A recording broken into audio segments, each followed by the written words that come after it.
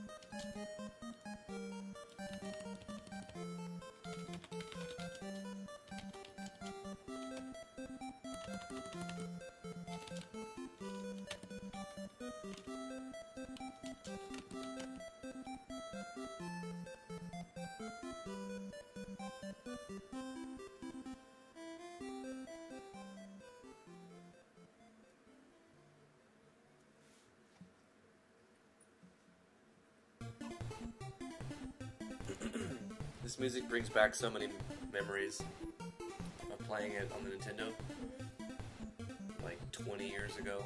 What is it again? It's called Crystallis. I never played that one. Was it an RPG? Yeah, so it's an adventure RPG. Cool. Hey, Proud Rebel.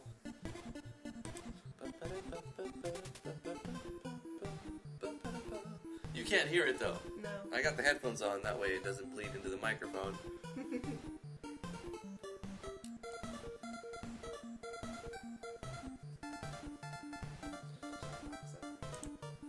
So at the end of yesterday's live stream, I had just added the armor scaling plugin and decided that it's going to be better for me to use 2 stats instead of 1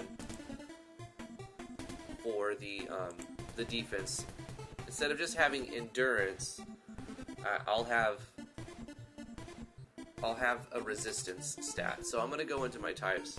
But first, let me, I'm just going to, we're starting very late today, so I'm going to just go to the live scene. How's it going, everybody? I'm Drifty from Driftwood Gaming. Thank you so much for coming to the live stream. We're going to be playing, we're going to be working on Natural Explorers in RPG Maker MV. I got my coffee. We're going to get there. Thank you so much for coming. I'm going to jump right into the project. I have a lot to get done. If you have any suggestions or you need help with your project, go ahead and put that in the comments or the live stream chat, and I'll do my best to address situations.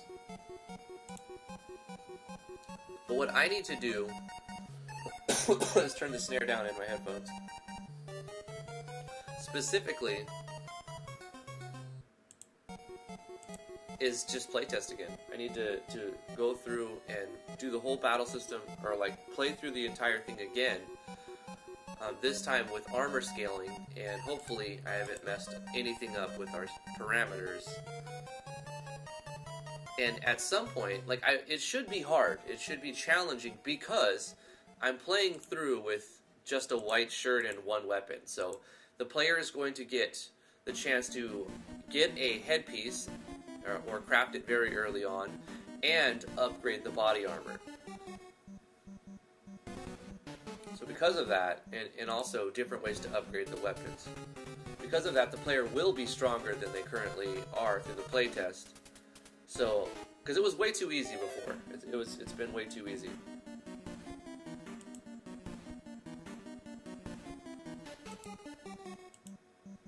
We've got 3 level 1 spells, a level 3, a level 5, a level 7. And the Fairy class has a level 9, so I need to make a level 9 skill for the Explorer. Maybe I'll do that today. A player skill, something that's useful. So, as I'm going through, I'll try to think of skills that I would like to have around level 9. Or the skills I'd like to have in general and then award it for level 9. So I'm going to jump into the game and do beta testing. Put in armor scaling. That's a huge difference in the plugin. So some damage formulas will have to be changed dramatically, right? I have to get rid of the minus defense stats.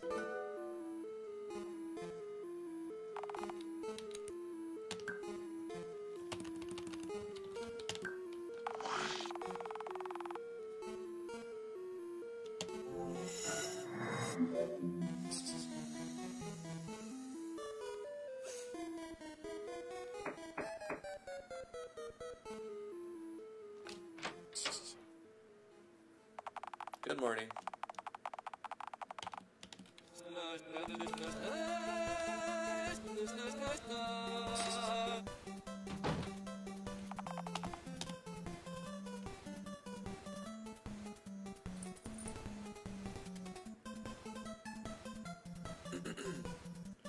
Proud Rebel, what I just said.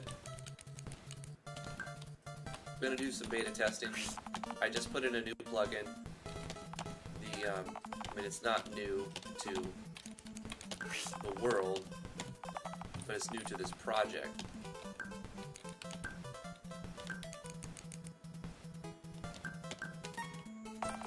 The armor scaling plugin.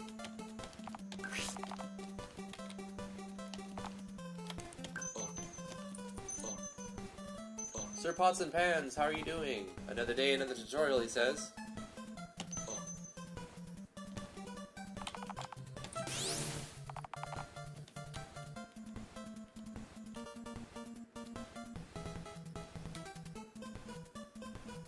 Well, there will be tutorials if they're requested, sure.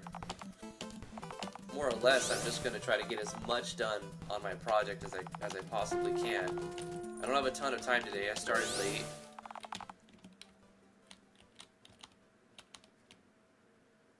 There's only so many things you can do in the morning.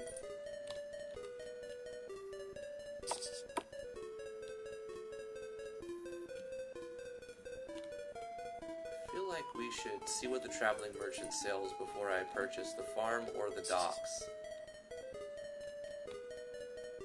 Which plugin? Yanfly's armor scaling. Proud Rebel. I said it 3 times. Maybe 4.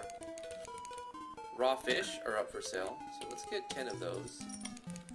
And stone is also, this is a fantastic one. Raw fish and stone, so let's get 20 stone. And actually we'll spend the rest on raw fish. That's going to get us plenty of, oh, we need 1,000 still. We need 1,000 to buy the sushi bar, which is fine. What we can do is put up that strange liquid. Let's put the strange liquid up for sale. 0. You must be selling at least 1. Strange liquid can go for its value. Its base value is 1,000, but you can sell things at the auction for twice its base value, up to twice its base value. So we're gonna sell it like that. Let's name our town. This is gonna be called. What's the name of our town, man? What's the name of our town? Yeah. Cinnamon Townonia. Yeah, that's right. That's exactly what I was thinking. Cinnamon Townia.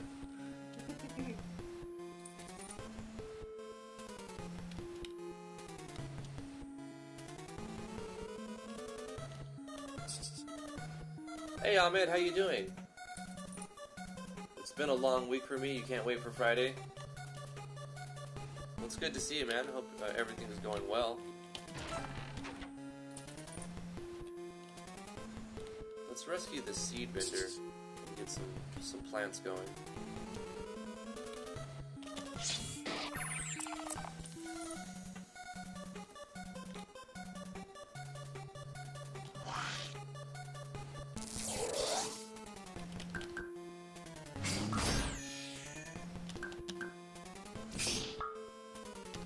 So I'm going to pay attention to the numbers and the actual pacing and flow of combat now that I put scaling in.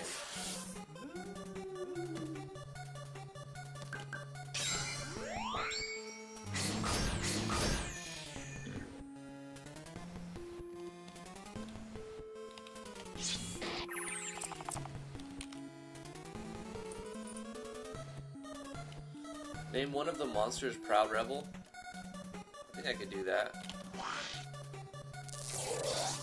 I think you're active enough to merit a character, a cameo in the game.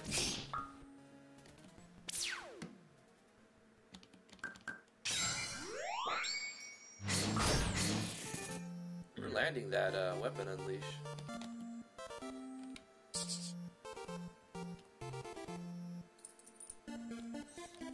Don't worry, Devin Scott. We'll save you.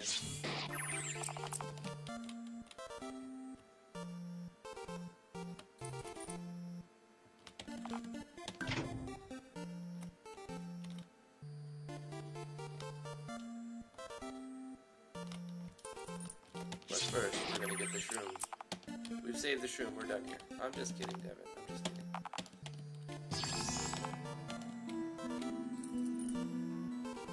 How to make underground towns. You take your tile sets into like Photoshop or GIMP and you splice them together. And you take some assets from one and put it on the other. Just copy pasting it. And then you go to your database and you select the new ones that you created. Right here, you go to your database and you click on tile sets and you make a new tile set and you call it Underground Town, and then you select the new maps that you created by smashing together old ones, other ones. Now your A level will mostly be the same because of auto tiling and stuff, but all of your B, C, D, and E will be you know, houses and stuff, or whatever you want it to be for the towns. Just that's how you do it.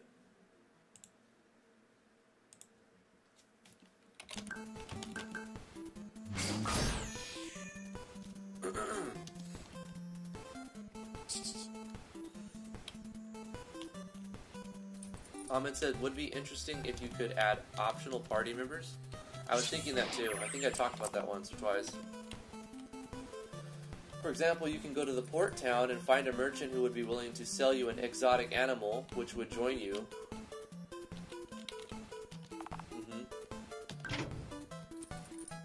Which is the best RPG Maker version? RPG Maker MV.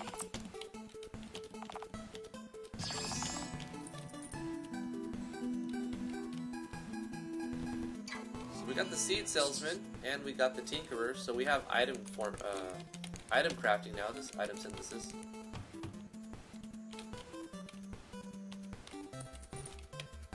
Towards the polishing up parts of the project, I'm going to be popping in a few extra show texts and tutorials, but I'll probably do it with the show picture as accommodation. Like, so it freezes, it'll lock the player. Our Strange Liquid sold, that's good. It'll lock the player, and then it'll show a picture overlay of the player, of like what you would have to do, like for the tutorials. So for instance, when you walk by, or you walk by this area, the game will pause, and it'll pan the camera over here and show a picture of letting the player select an item, and then it'll go over the. So you'll have the tutorial zone where all that stuff is covered, but you'll have a once only pop up of like, you can do stuff here to do this, do that, and then it's just a few show text, not a big text dump. But I can see how a lot of this stuff will be lost to the player, because there's going to be so many different systems on top of systems. We can buy the sushi bar now. Yay! So I plan to add some additional informational content, tutorial type content, towards the end of the game. I don't want to put it in now, because as I'm playtesting, I'm going to constantly be prompted with my own tutorials over and over and over. So I'm choosing to put the tutorials at the end and in specific spots. The text dump. Yep. So what we need to do now is get a few more tools and purchase a couple of things, like the lumber mill.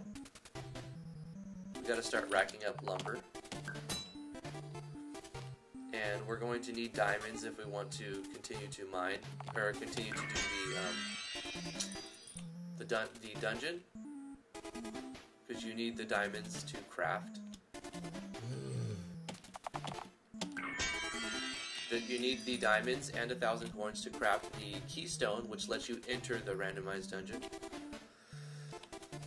And they're only 1 out of 20, so they're 5% drop from the mines, and the mines are harvested every, I think, 45 seconds.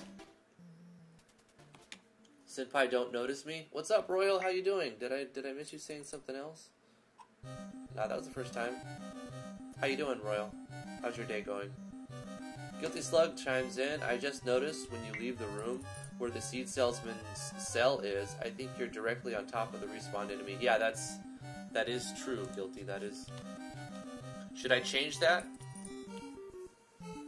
Because that's an erase event, and I want it to be where you have to fight it to get through. So if I move the event, then you don't have to fight it to get through, and if I move the thing, it's like, well, we walked past it. It didn't seem like a problem, because it doesn't obstruct anything, but you can't walk through it. Excuse me. Diamonds? Is this Minecraft RPG Maker? Lol lol lol.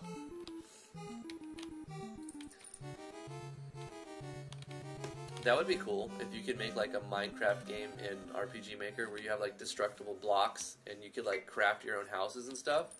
That would be pretty cool, actually.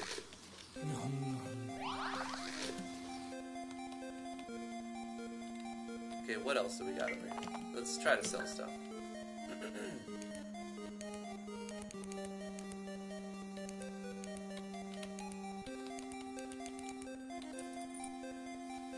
What do our shrooms sell for? I feel like we can sell our shrooms for a good amount. Let's try to sell a sad shroom, 250 and 150. So the sad shroom is worth 500, which means I can put it up for sale for 1,000. But it gives 80 TP. I don't think that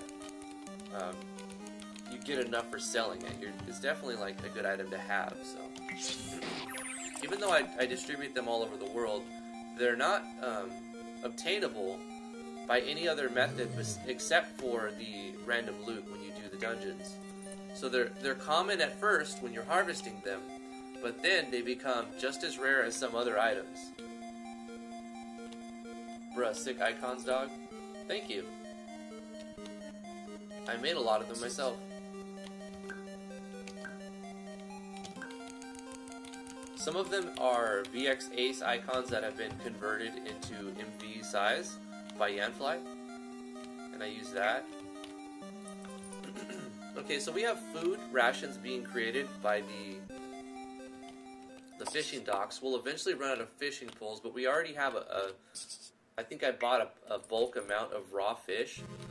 So we should have plenty of food coming in. So I think we have a good enough buffer to start dungeon grinding a little bit.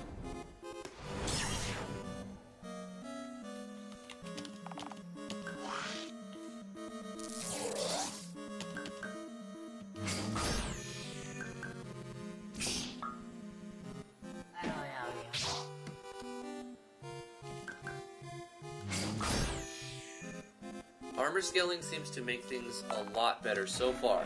Oh, we got a portable tent. That's worth quite a bit. I might actually just sell that. Weapon unleashed.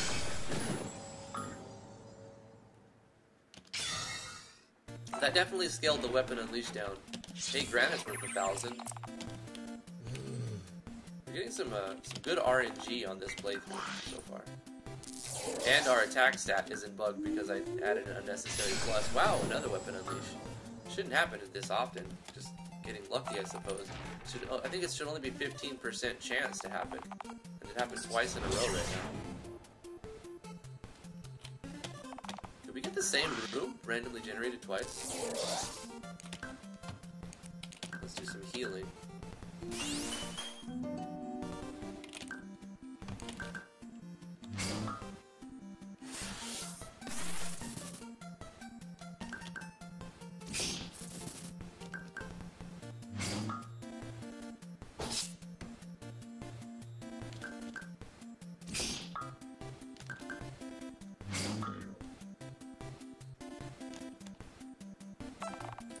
Another portable tent? What is happening? The RNG is crazy. Did I break something? It seems too good. What's up, Tarzanico? How you doing?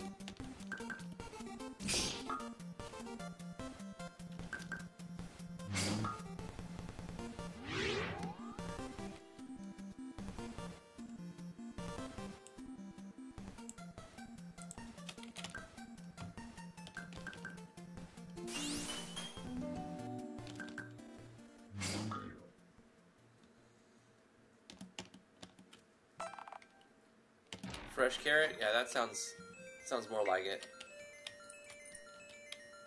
Could have possibly bought a few more pickaxes, but I think we're good. We have a general store in the second town. The small town.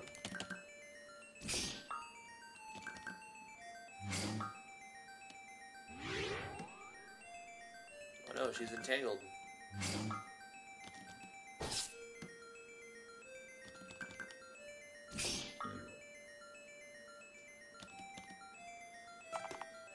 What am I doing today? I put in the armor scaling plugin, so I'm going to be testing the numbers on all the skills, changing some damage formulas, maybe even adjust the armor scaling plugin parameters if needed.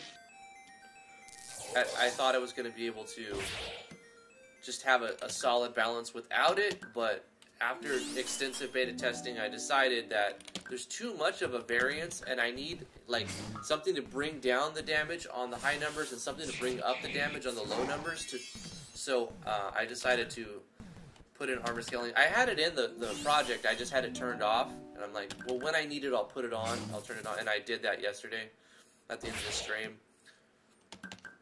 After playing through to level 10, or actually I only got to level 7 or 8, but I think that was due to the fact that I had a bug in the class parameters.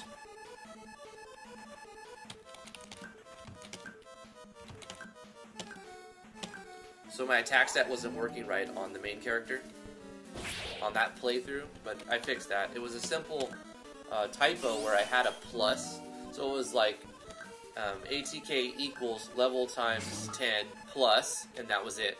So it made that invalid.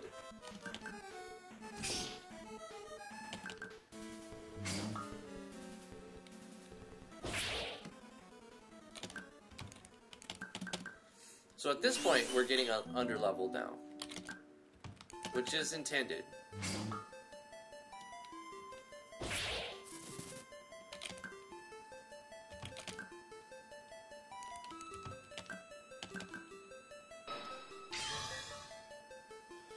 Ahmed says, Drift, I got an idea. Create an area where you can grow mushrooms, similar to the farm, but hear me out.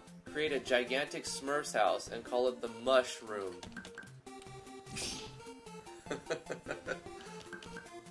I like it. It's great. It's a great idea. The farming system worked out really well. I could do a mushroom farm zone. But the player would have to, like, pay to unlock it, I think. Not real money. This ain't a mobile game. This ain't no gachapon system.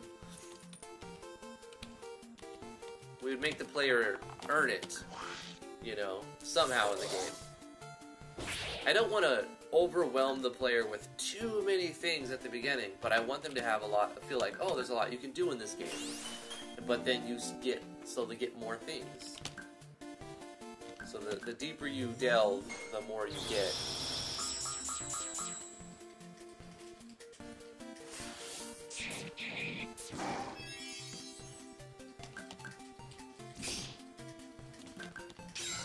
So Jinx is being underleveled is not strong enough to do enough physical damage to hurt it. She'll have to use her spells or get a weapon unleash. Bang, but now we're level 3.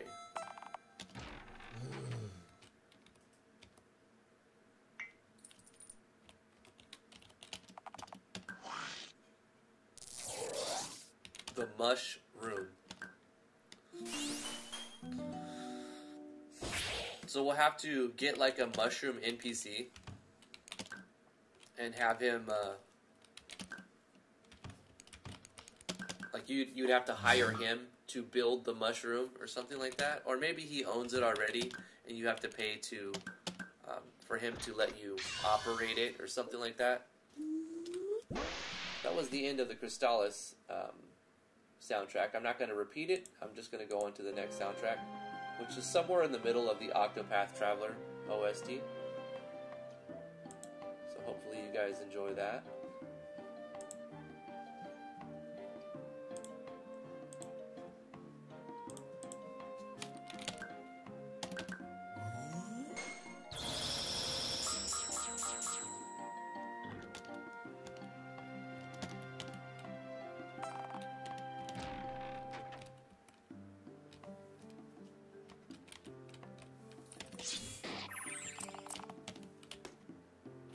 You know what's great is when you enjoy playing your own game. That was the original idea behind making the first game I ever made on RPG Maker. It was like the thought process of, I wish a game was like this, or like insert whatever thing you're working on, right? I want to play a game where such and such happens. Or I want a game that's kind of like this. And then you put those things in the game, and if you can enjoy playing your own game, then other people might also enjoy it. Make the game that you wish was already created. Make the game that you want to play. And you'll figure out, you may think, oh, I like this idea, but then when you're testing it over and over, you may at some point realize, you know, I thought I wanted this, but I don't want that. I'm going to take it out. Or, you know what would be cool here? I thought I didn't want this feature, but it would actually work really well here. So when you play your own game over and over, it's just like practicing a set list for a performance. You really need to play the songs so much that you're kind of sick of hearing them, because you've played them so much and you're tired of them. But you have to get to that point, basically, to be able to do them well enough. So you basically have to play test your game until you're just plain sick of it to keep making it better and interesting. It's the same concept. Mikey Kima says, as a hobbyist, I make games for myself. Fantastic. Then if others enjoy it, it makes me happy. I think that's a very healthy approach, Mikey Kima.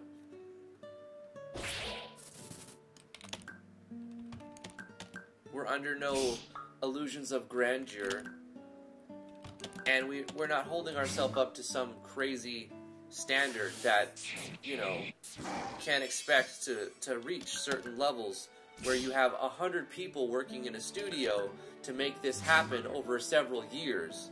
You're just not going to get there on your own in a matter of months, even if you had the same amount of time.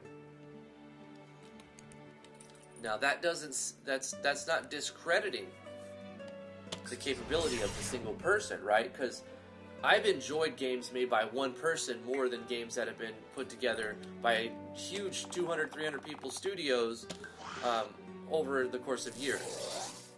I've enjoyed games made by single persons, like Stardew Valley. Fantastic game. It was made by one person. Undertale. Toby Fox did it himself. Fantastic game.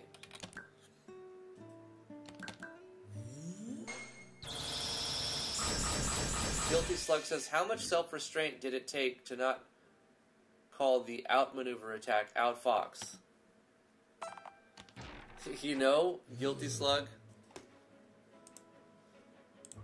it's taking a lot of restraint right now just to go in and not rename it. Because outmaneuver is no longer outmaneuver. It's called outfox. That is great. I love it. It was an oversight not calling it that in the first place. Excuse me.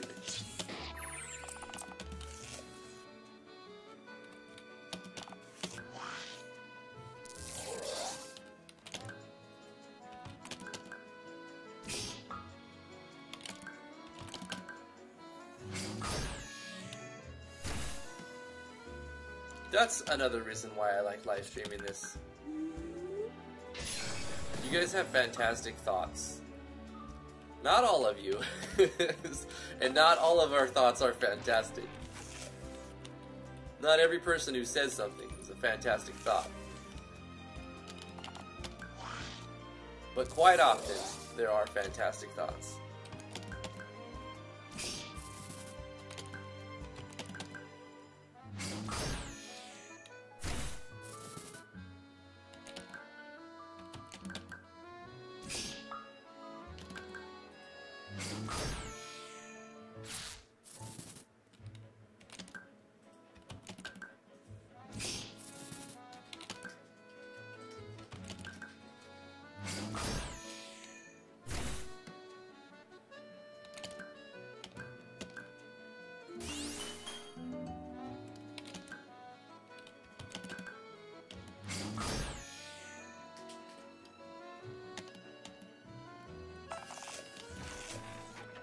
Oh, our plants are done.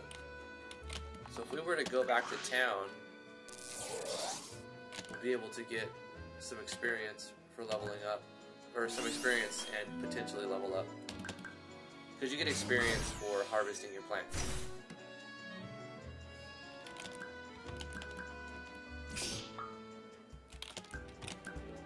I think we'll breeding beam this.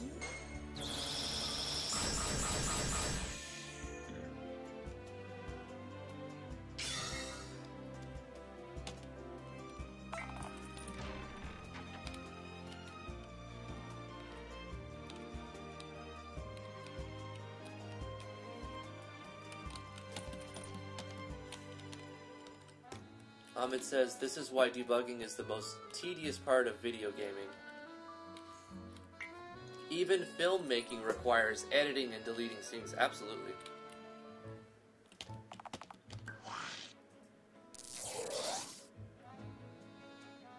What is this for? A plugin for the battle? What do you mean by this? Define this. Kamikaze Tenebrae.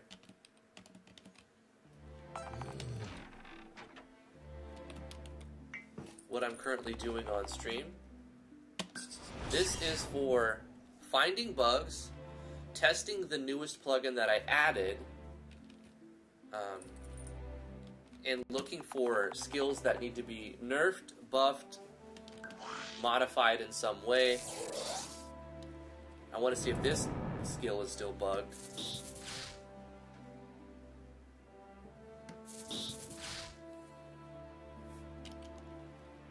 What? It only happened twice? Oh, I have to guard. Right. It's still bugged. A little bit. It's not game-breaking bug. He's supposed to be disappeared by that point. He's not supposed to be there at that point. So the player's supposed to guard. The Battle Hud? The Battle Hud is a plugin from Olivia. Olivia sells this plugin. It's called the Octopath Battler, the Octopath Traveler Battle System, and it's a collection of plugins. It's like 12 or 13 plugins, something like that. And when you get it, you have the option to 1, 2, 3, 4, 5, 6, 7, 8, 9, 10, 11. So it's 11 plugins. However, the Olivia Octo Battle is a combination of the other 10 plugins in one. So you see how I have all of these off, and I just have the battle on. And you can toggle them in the parameters of this plugin. I know. Then I'm not sure what you're asking about.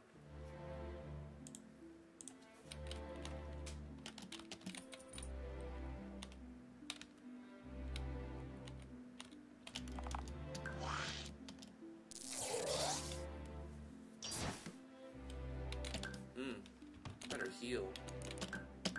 Twinkle Bop.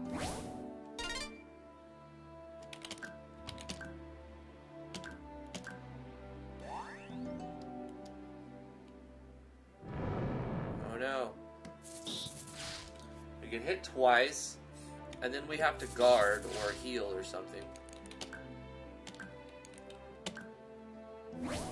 Because we can't target him the third time, when he should be invisible at this point.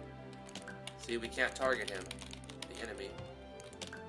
That's not how I want it to be, and I've tried lots of different ways to make this work. The last change I did caused him to dig and then permanently just be disappeared, and you can't do anything but have the players kill themselves, or restart the game or something.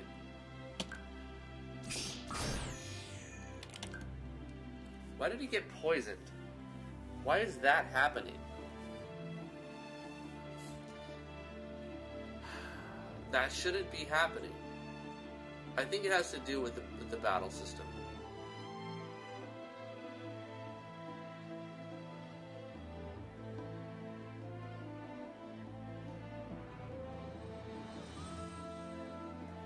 Well, I mean, it'd be a little bit different just because I'm using different skills and animations, right? I've got my own action sequencing and stuff, my own states and state animations, but it's essentially the same plugin and the same stuff. I don't understand. This is another bug. So there's two bugs with this going on. Sometimes our basic attack causes a poison effect that comes out of nowhere, and I don't understand why. And then also the emerge skill is the dig/emerge combo is still kind of weird and broken.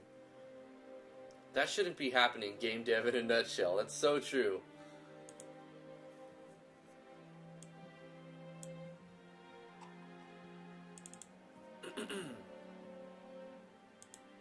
Shown elements. Weakness display system. True. Visual display. Always show. Show break shield. Off. Let's try that. Maybe it's the break shield system.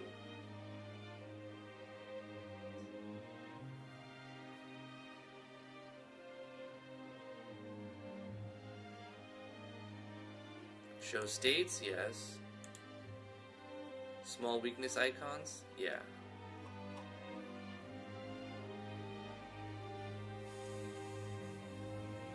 Shown elements, and then element icons. I think I've gone in here and updated this. I've got 1 to 8, and then I've got some custom numbers I put in there. 1, 2, 3, 4. What is element number 4?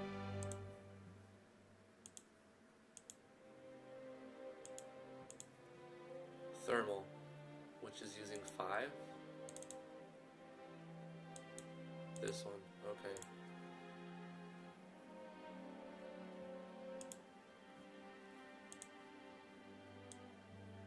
Alright, so I've changed something.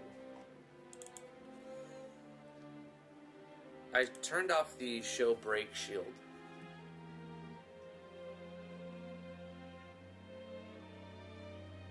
So at number 2, break shield system plugin.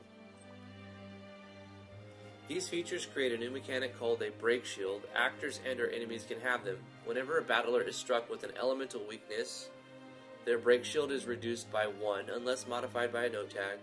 Once the battler's break shield reaches a score of 0, a state is then applied to the battler, usually a stun state. Once the break state wears off, the battler will regain their break shields again. This can be used to create complex battle depth for your game.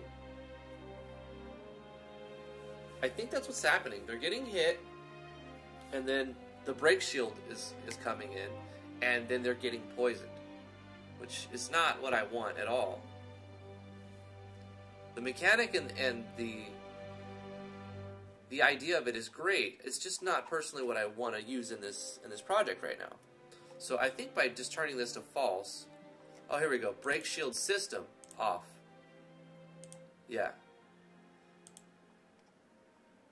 So by turning this off, everything else is going to be affected. So shields will be off, drawing the menus off, enemy shields will be off. I don't think I have to change everything. I just need to turn this off and then turn off the display.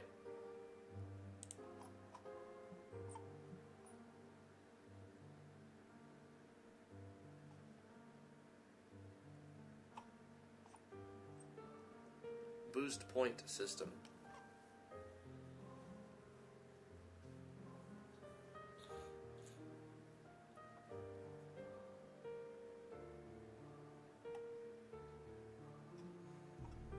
I also turned off the weapon swap system. I think I've already done that though. Yeah, false. Victory sequence, I love that. Battle effects.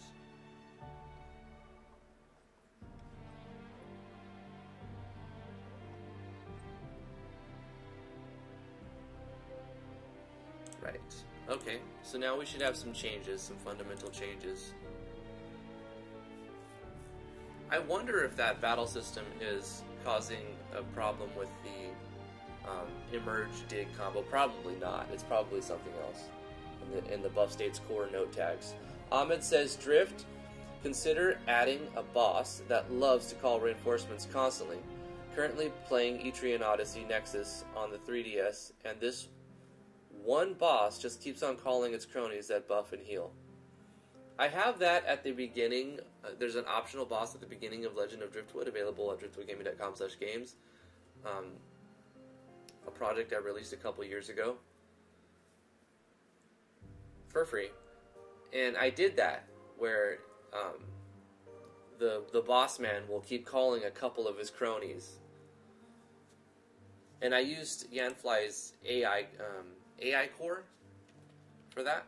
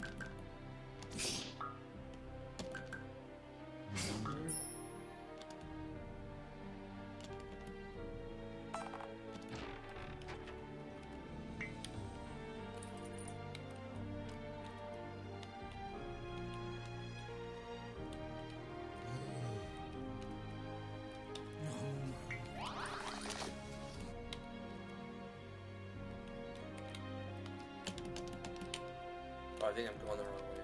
Okay.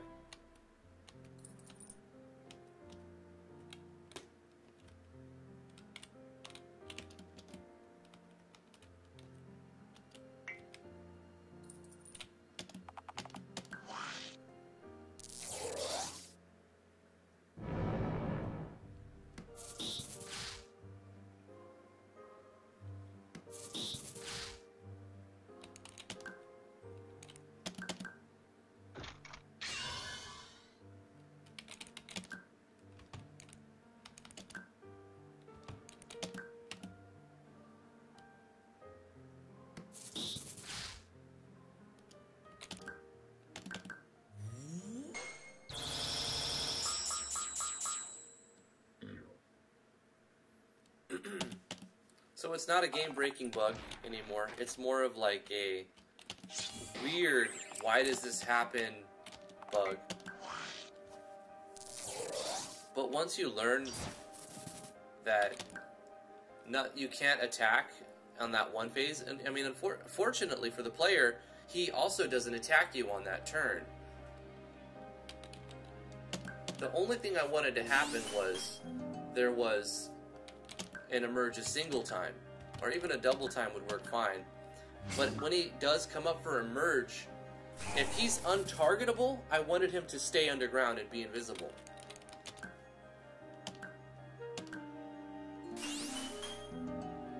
What does the Irradiate ability do? It adds a... I don't know if you've ever played like Final Fantasy XI, where the red mage would get like in fire or in water or in blizzard, and when the red mage would attack with his sword, it would do the physical damage and then do an additional fire damage or an additional water damage. So it does the same thing. It grants the users Irradiate, which gives them like additional properties. So it adds extra damage. It also gives a 20% chance to add blindness from the light attack. So 20% of the time, when you 1 out of 5 when you hit the enemy with Irradiate, you'll cause them to go blind. It gives you 10% more accuracy and 10% more crit strike, and adds a little bit of HP regen. So it's a big combo thing.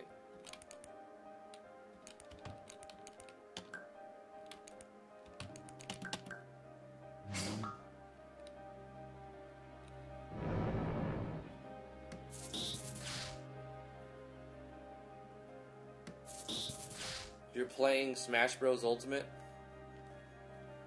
The person plugged on you? I plugged yesterday on, not Smash though, I was playing Magic the Gathering Arena. Oh, I messed up again. Hit myself, damn it. Kinda gotta pay attention in this fight. I might just leave it like that.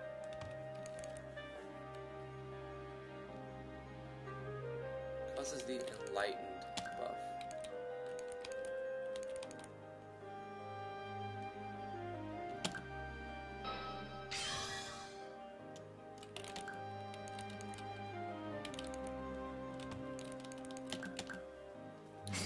Somebody had a new card that I hadn't seen yet, and he was severely beaten to the point to where he was about to lose.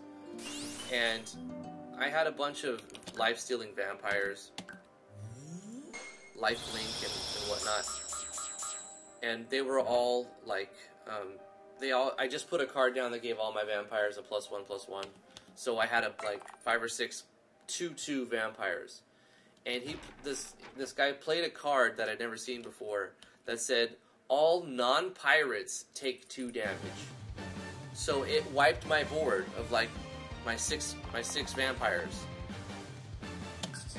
and I rage quit. I conceded the match, and then I closed the game even before I got my like coin rewards.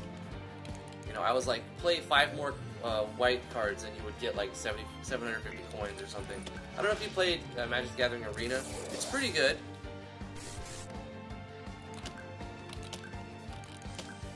But it's definitely rage fuel when you see new combos used on you. And it wasn't even a combo. It's just an overpowered card. It wasn't even a rare. It was an uncommon. I was just like, this is horse crap. And then I rage quit. So I did get salty. Usually I'm pretty good about that, because I look at the cards and I try to know what to expect. I'd never seen that card before.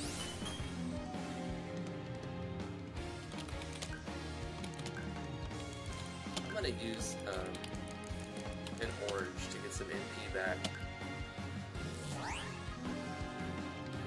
Not much MP there. I need to process that food.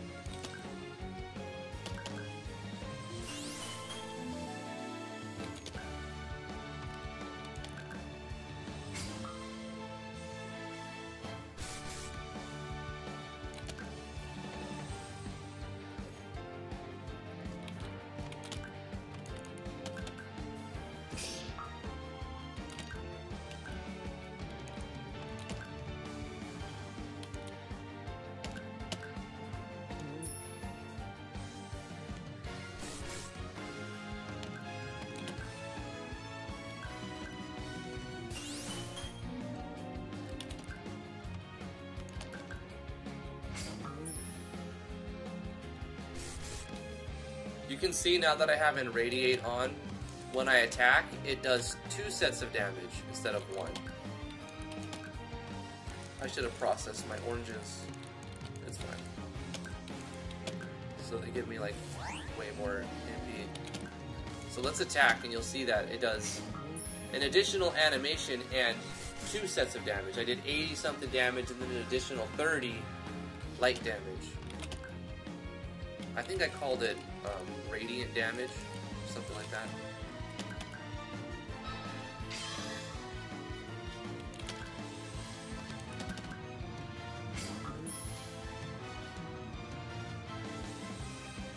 There we go, level 5, baby.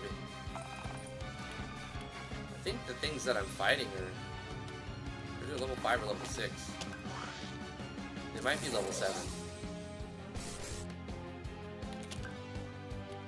But we got a new spell, a new skill, Annoying Buzz. It's good using it on things that are above your level because it deals damage based on the target's attack power, not your attack power. So if you're fighting, if you use it on something that has a lot of attack power, they hit themselves and do a lot of extra damage. But I think we're gonna mop this enemy up, spending some TP. Yep, we got a crit in there too. And let's use some items here. Now I have a tent, portable tent. Use this in the world map to fully restore the party. Grants well rested for 15 to 20 turns. Now, it says world map, but you can use it in here too.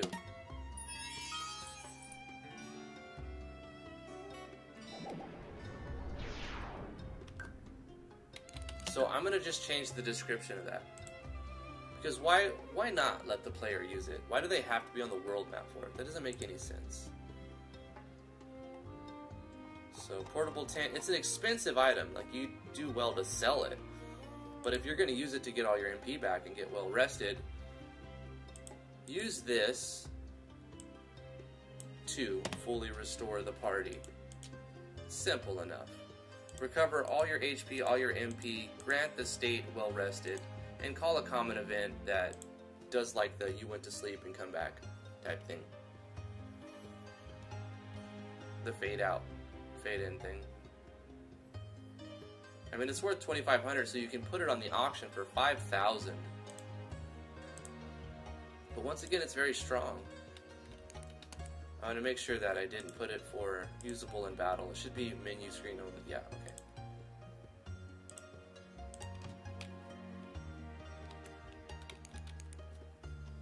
Ah, I noticed something. It grants the well-rested buff, which increases your maximums. So I needed to restore HP and MP after that happens. So let's fix that, because this should have, you know, full healed and then it raised the maximum. And raising the maximum doesn't actually heal anything. So the order of events need to be changed for that. This is why you beta test. You find bugs that you don't see until you play it. So we're calling a common event World Sleep.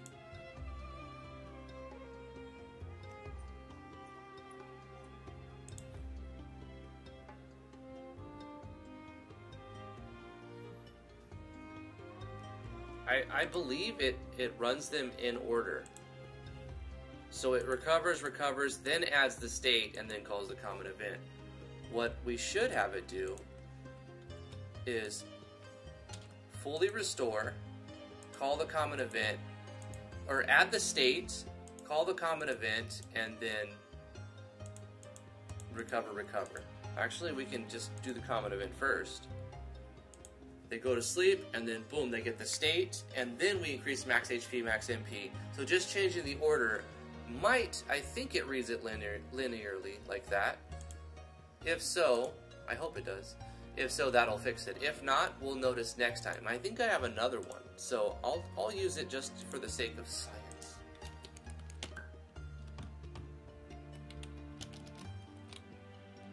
Is there a time system in this game, like day or night? No, it's cool, Wonky Pilot. I like the questions. It shows interaction. No, there's no time system. There's no day-night system. There's like a million timers going off.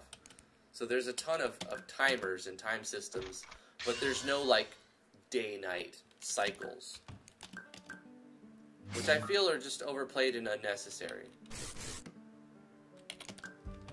I did consider it though, and there's a few plugins to do it, and I could just do it manually.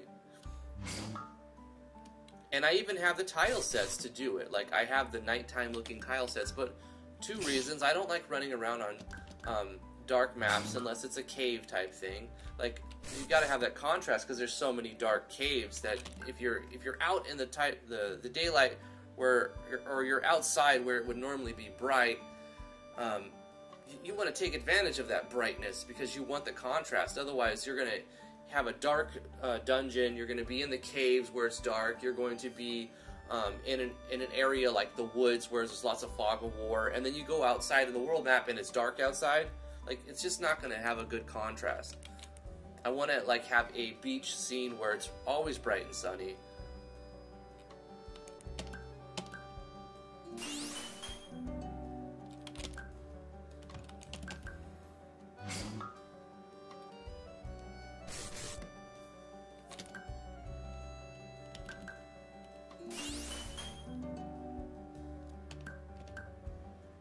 You just saw the clock animation. Yeah, it was to give the illustration or the... We got another portable tent? Oh my gosh. Like, there's like literally like 80 items you can get from this. And we've got the same one 3 times. I know we've opened up probably like 30 chests or so, but we should have only had 1 of those maybe, not 3 of those. Something's up, man. Random number generation. It is not random, bro.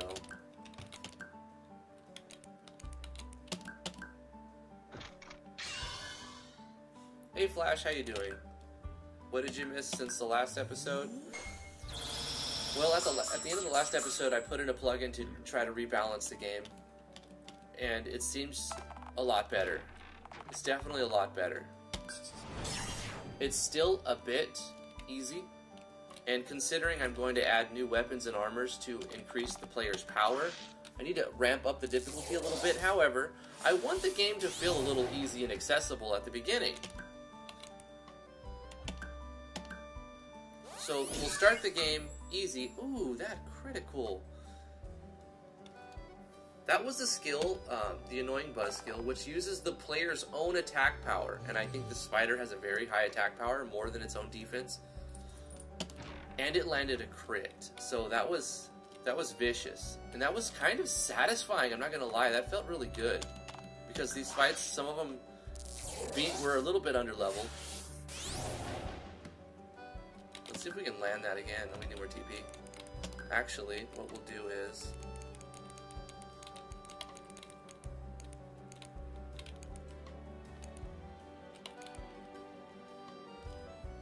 we're gonna go with the sad shroom for Jinx to give her some TP. So she's got TP regen and she gets a boost of 80 TP. And I'll have our main character heal Jinx.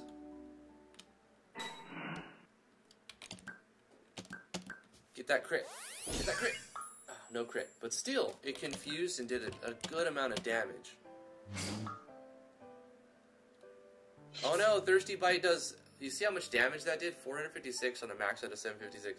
The reason why Thirsty Bite did so much damage there is because there's a ternary operator inside the damage formula that checks to see if the target is under the effects of a state. So if the target is currently wrapped in a web, it's going to do like triple damage.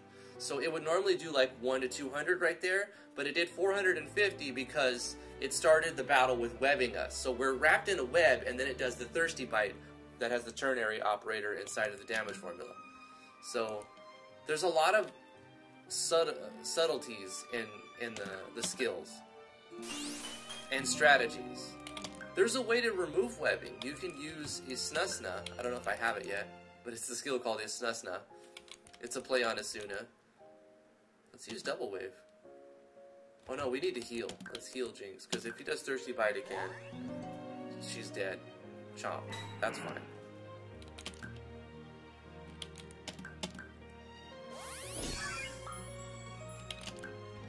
So the Dank Spider is more of a glass cannon type thing that can throw a state that will slow you down, and it does like very minor things, but if the state is on when you get hit with Thirsty Bite, it triples the damage of Thirsty Bite. Not exactly triple, because the formula is different. It's like, if they're under the effects of this state, then this is the formula. Otherwise, this is the formula. You can see we've got different state animations playing. This is under the Amplify plugin.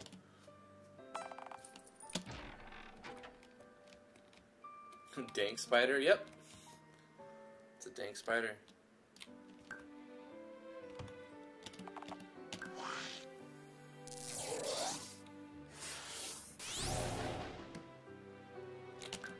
And this is why the portable tint is worth so much, because you can see this blue state that we put on, it adds a lot of buffs. It increases your parameters a good amount for like 15 to 20 turns. So they're very expensive for a reason. They fully heal, but also apply a well-rested state for a while. And even if all it did was give max HP up and a full recover, it would still be great. But it gives, I forgot, maybe it's all parameters higher? I think it gives you 10% to all your parameters, even your HP and MP, which makes it very, very good.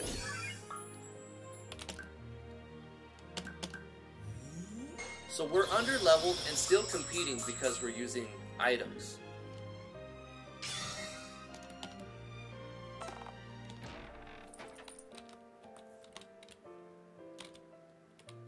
I feel like starting the player with a single portable tent. Or, you know what, not starting them with it, but letting them find it in a chest that doesn't keep closing, like a one-time chest.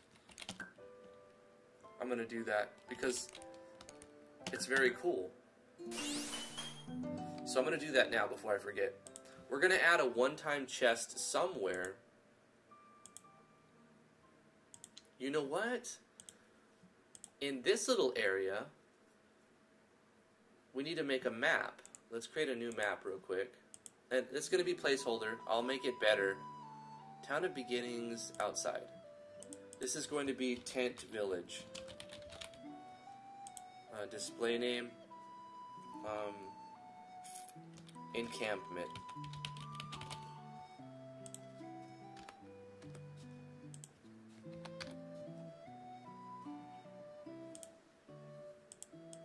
And I want a parallax because I have an idea of how I kind of want to do it.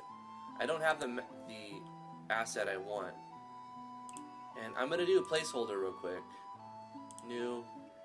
The resolution I'm using 1106, 1104 by. Man, I just can't remember my own resolutions. 1104 by 624. Time is essentially frozen. All the timers stop while you're in combat and while you're in the menu. So we can kind of stay like that for as long as we need to. 1104 by 624. And I'm going to create a new empty layer. And I'm going to delete the background layer. This is going to be a parallax map. It's just going to be very placeholder, which is fine. I'm going to go with a dark blue and a light blue. And then I'm going to gradient, not like that, with this one. Oh, other way though. Yep. We're going to go like that.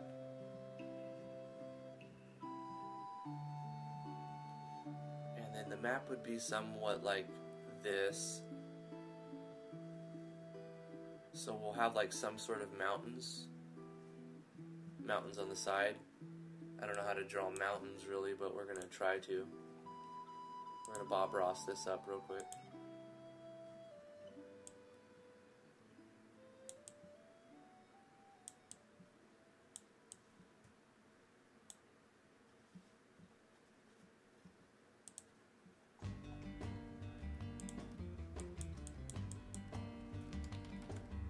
Switch to, whoa, what am I doing here? Go back. Let's go with, what time is it? We're fine. Let's get a little bit of a different color.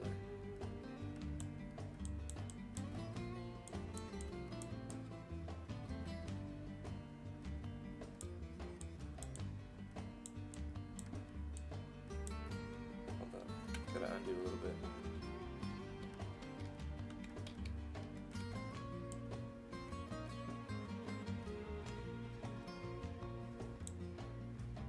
Terrible.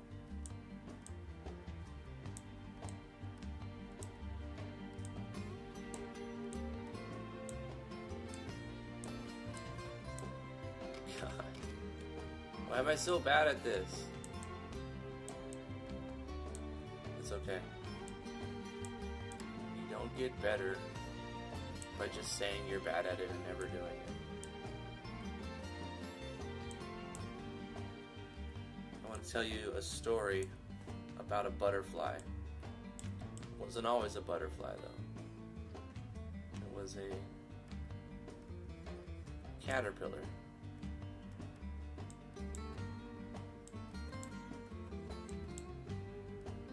And the caterpillar was really stuck inside his cocoon. It couldn't get out. And there was a farmer. And the farmer saw this little caterpillar wiggling around inside a cocoon, and it just felt sorry for it and wanted to help. It wanted to help it. So the farmer was very careful, but he got a knife or something, and he very delicately and carefully cut the outer layer of the cocoon so that the caterpillar could get out, so that the butterfly could come out. And the butterfly was able to come out with the farmer's help, and it flapped its wings, and it kind of fell to the ground, and it started to fly, and then it fell to the ground, and again it was too weak to fly, and a bird came down, swooped up, and ate it. So what's the moral of the story? Who can tell me the moral of the story?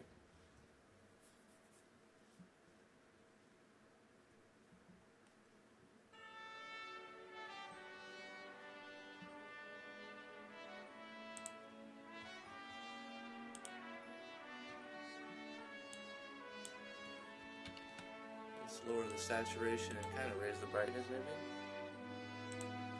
Just change the color a bit.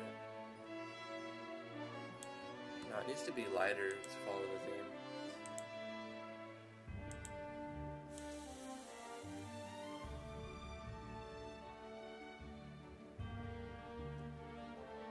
The moral of the story: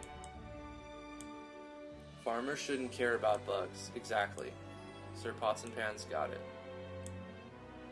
Bugs are stupid. That's the moral of the story.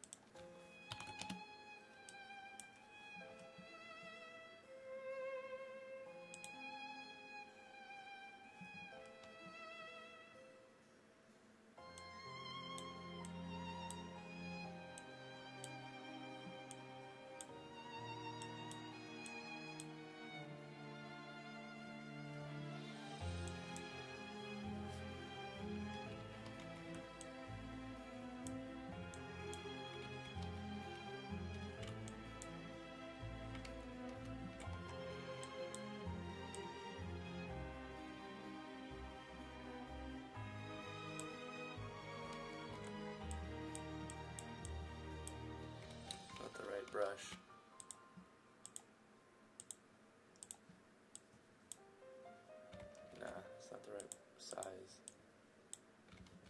No, it's not it either. Nope. I'm gonna find it though. Nope.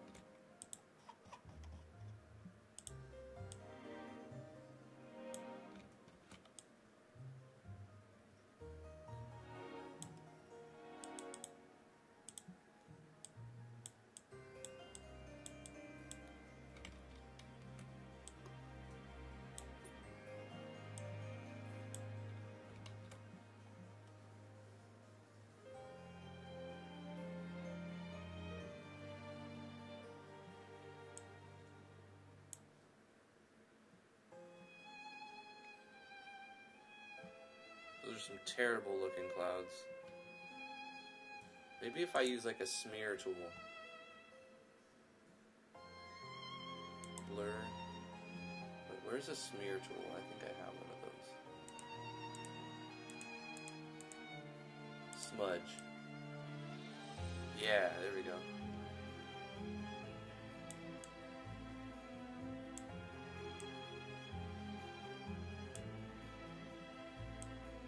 It's much better.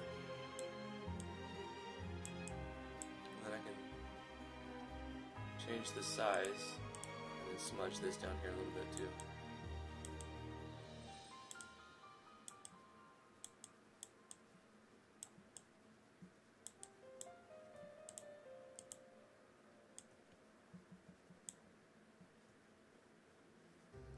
Okay, that's gonna work. We're gonna save that.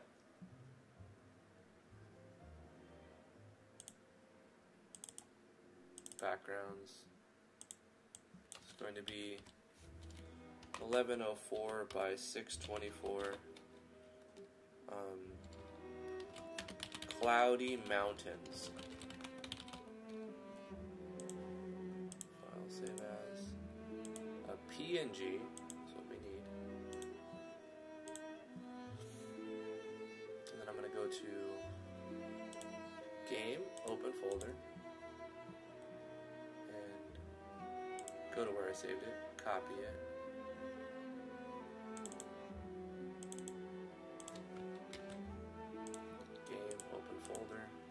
IMG parallaxes, paste it in there, and edit this to look for that parallax.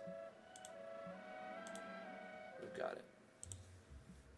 I'm gonna put my starting party position in here just to like see how it scales. Probably change the map around a little bit. Oh wait, I'm already running it. Okay. Let's change the height to 28 and the width to 35. Just make it a little bit smaller.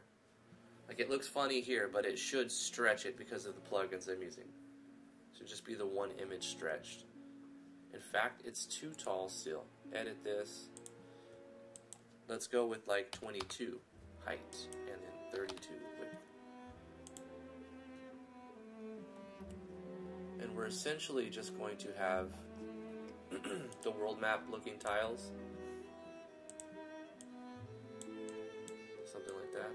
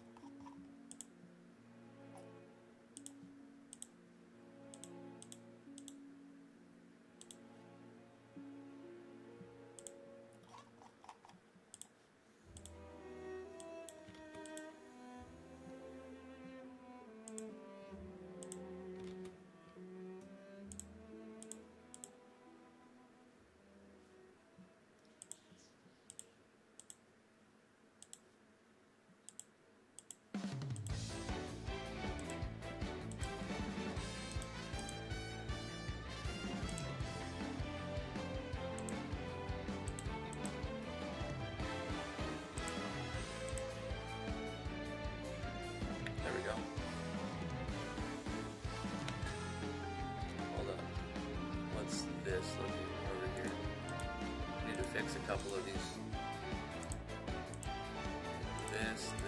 This. So here.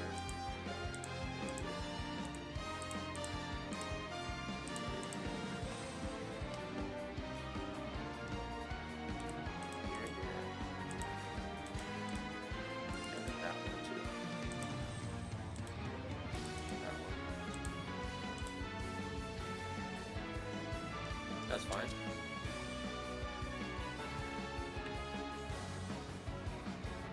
Okay. And then tents, right? This is like a little tent village thing. Am I gonna have to make this with doodads? I hope not.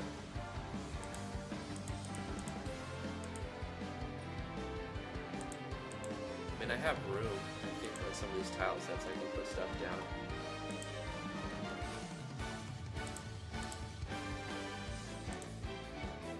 But anyway, let's finish this fight, save it, and look at that map.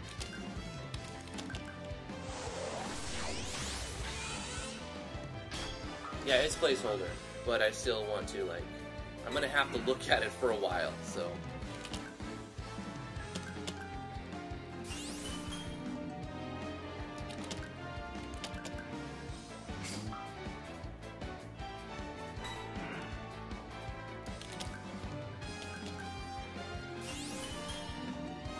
Look at this expert parallax mapping.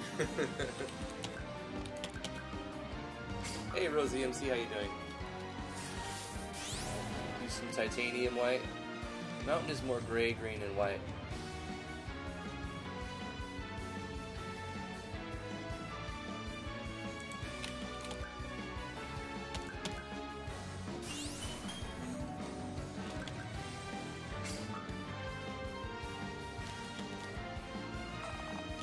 We're going to save the game real quick on file 6. Alright,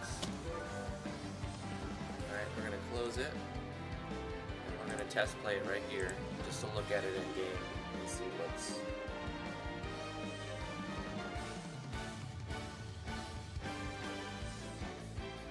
Make little happy trees.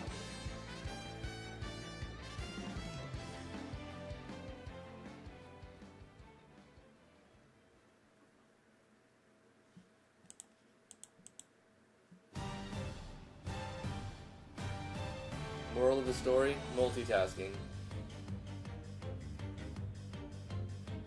It looks more like sand dunes, pointy sand dunes, than it does mountains, I agree.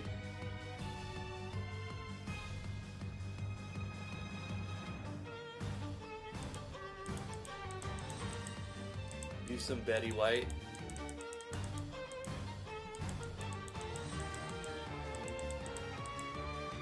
There's another spot right there.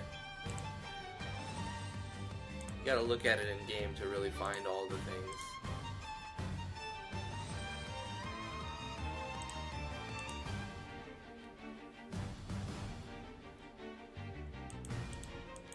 Hey, but that's sort of what I'm looking for, just a different type of map. What I actually want to do is take all of this and bring it down to here.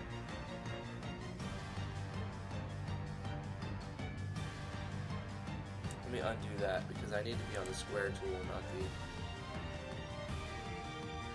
not the circle for this.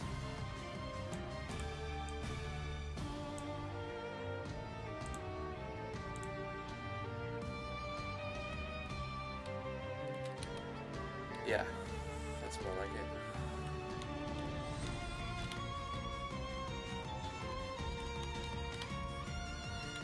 It's just a little map. And you can exit from any of the connecting sides. And on this map we'll have a couple of tents, a couple of NPCs, maybe an interior, and a chest where you get a portable tent. I mean, that's it. The idea of this was just to give the player a portable tent. So I'm going to put a treasure chest right here. We'll just do a preset real quick and then change it. Quick event, make a treasure. Give it our own chest.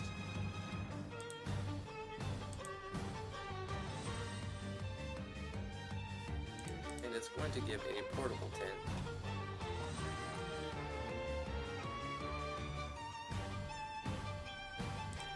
And we'll make an interior of a map.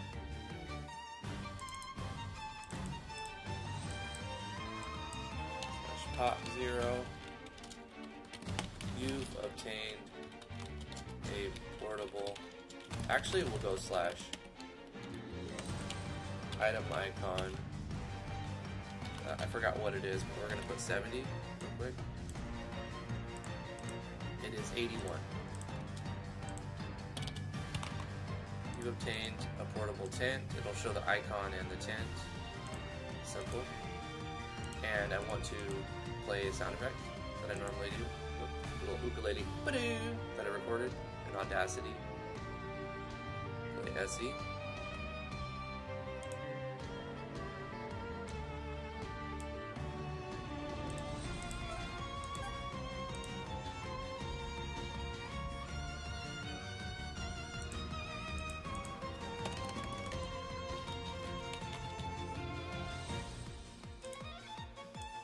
It'll be right there.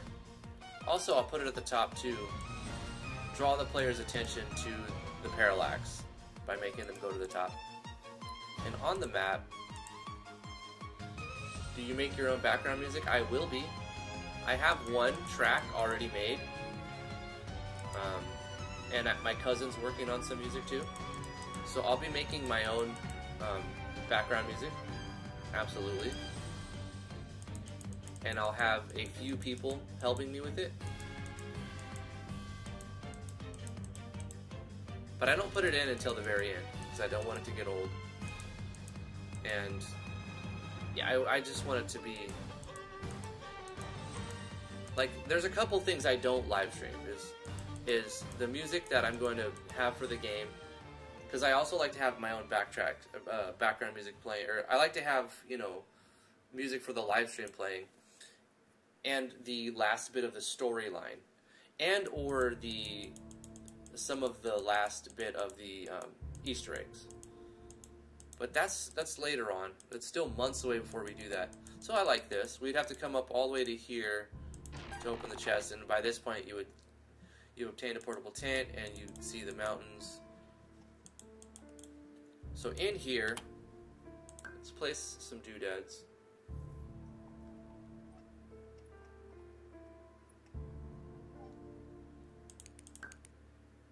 This is just a small little encampment, basically.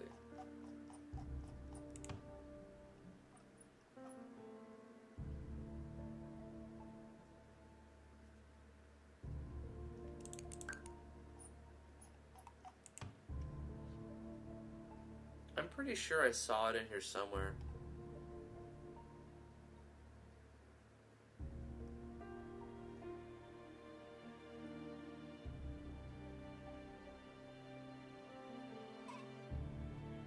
Objects, outdoor.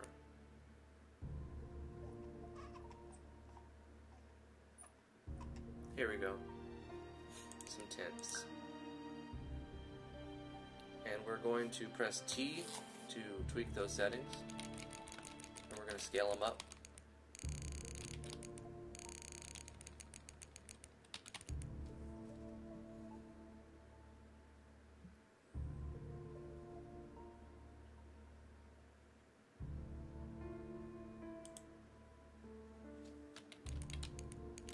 And let's change the hue.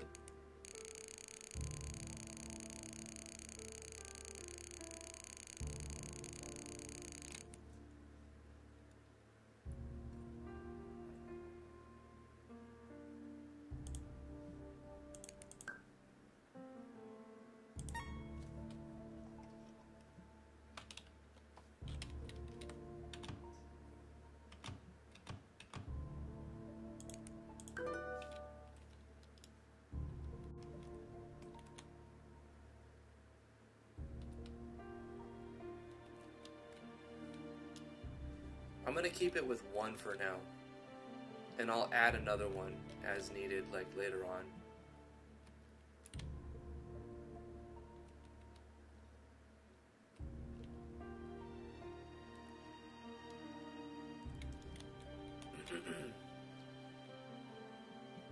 Okay, and it's kind of straight down from the cliff if I look right here. So I'm going to add collision. So what I'll do is I'll make a blank event that says same as characters, and that's it. And this is just a collision event. And I could just paint this region actually. Let's do a region. That's much better. So I'll go to region and I'll paint it with 85 because I'm using region restriction. And 85 lets me use that. So we've got 2 tiles at the bottom. Being able to see my character would make a huge difference here. So let's go ahead and go to the system, turn off transparency.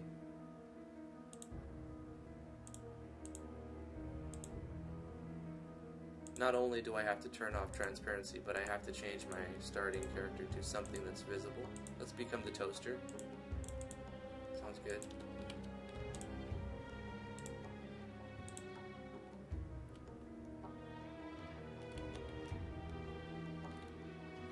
Vino says, I think it's good to withhold some content until the release. Keeps the game fresh for people who played the beta. Yeah, I agree. Did I just nail that perfectly?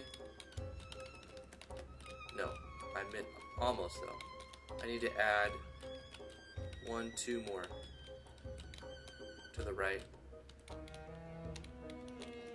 But that's pretty close to what I was thinking. Wow. I'm trying to toot my own horn. Got him.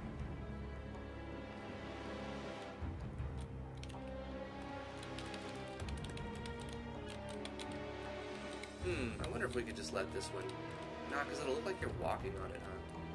What I'll do is I'll raise the layer. No, because I want the player to be able to walk on it.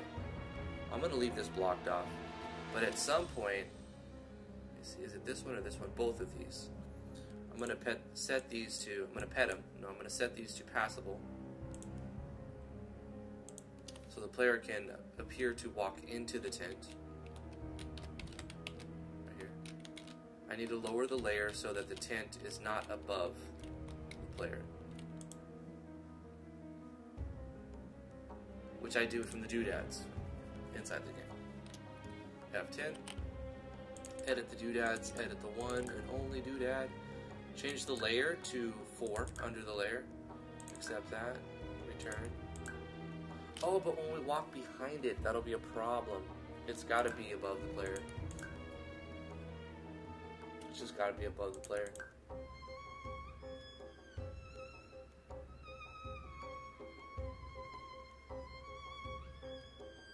There's several ways to have 2 of these and like edit in Photoshop, but for the sake of simplicity and to move on, I'm just gonna accept that. May not even use this tent by the time I'm done.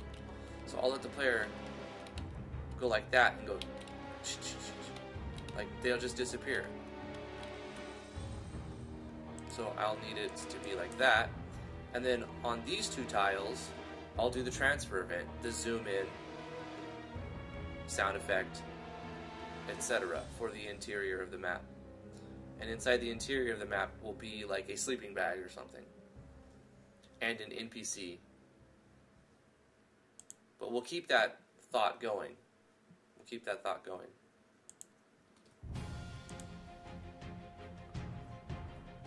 I'll let it... I'll figure it out over time. There's going to be an NPC inside the interior of a tent that takes place right here. Or that's placed right here. And inside of that tent we'll have another chest that'll just have a one-time sleeping bag.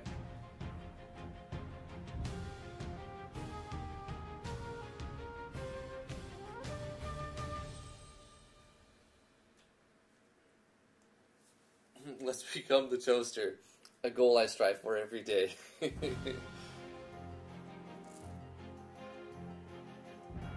Grid-free doodads from Yanfly, one of the most powerful plugins ever created. Yeah, I agree. It's pretty damn good.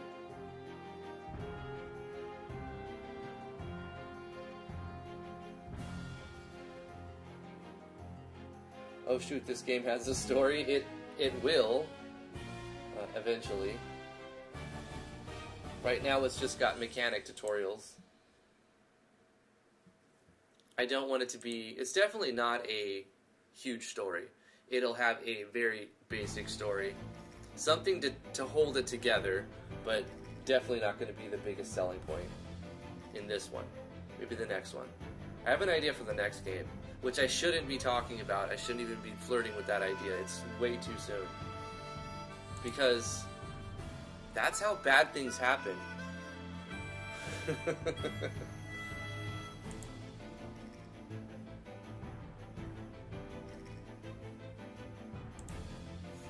I do need to finish... I want to finish my playthrough of... let's go back to starting placeholder, start transparent, and put our starting position on the start menu. Go to the world map and have this be a transfer event. So what we'll do is we'll need something like this that's going to control the weather and whatnot, and the sprites. So I'm going to copy this.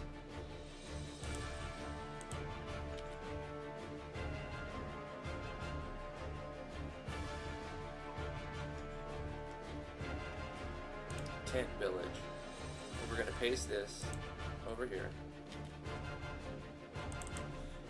Except the sprites will not be the small characters, they'll be the regular size characters.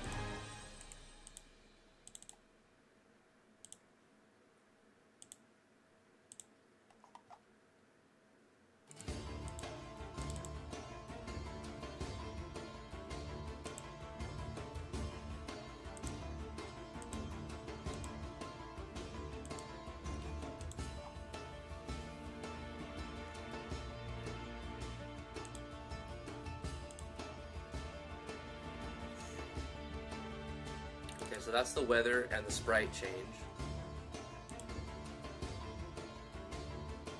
Let's go back to the world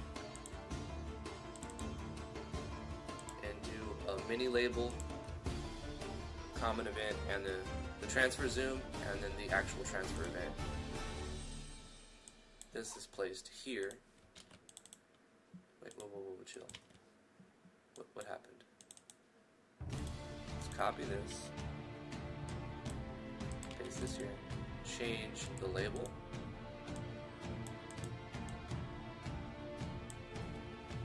This is the tent encampment.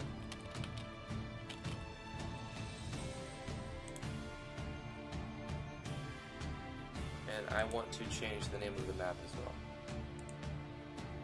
Not test battles. Edit this. Tent encampment.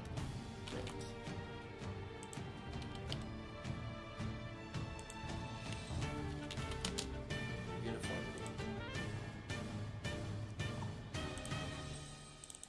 And it does the regular transfer zoom, but it doesn't transfer to the village building system. We transfer to the tent encampment. And we'll put them, just say right there. That's good enough. Direction facing right, fade to black as you go in, and then fade to white as you go out. So inside the tent encampment, we need I want to transfer the player from, and they walk on, from here all the way to here. Like if they just walk out of the bounds, they leave the map. So let's do a parallel. Go like this and then do another parallel right here. So this is a parallel, and the player tracker will be on at this point. So we do a transfer event, a conditional branch that checks to see if the player's X is greater than equal to something. Conditional branch, player character Y is greater than equal to something else. If so,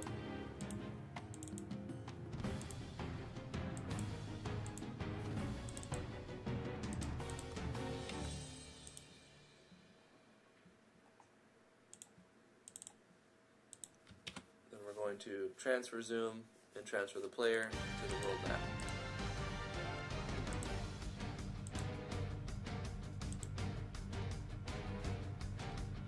Fade to white. So obviously we're not going to use 0 and 0. Our X value here is 0, greater than or equal to 0, and we're using 15 to 21. So 15, 21. Our X is going to be equal to 0, and then our Y value is greater than or equal to 15, but then we need another common or conditional branch. Player Y less than or equal to 21. We'll just put these in here. So if the player is on X value of 0 and they are within the 15 to 21 range, then transfer them to the world map. That's not all. We do the same thing. Conditional branch. Basically, we're copy paste this. Copy this, paste it. We change the X to this one. So now X is going to be 31.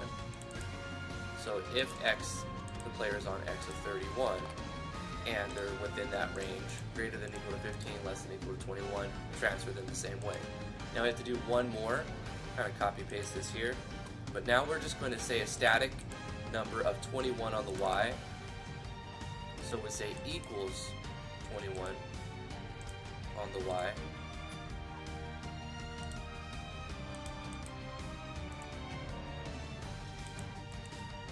It would make sense if we checked the constant first of equals to this one. That way it's not like running part way through, I don't know, arbitrary, but I'm going to do it this way anyway.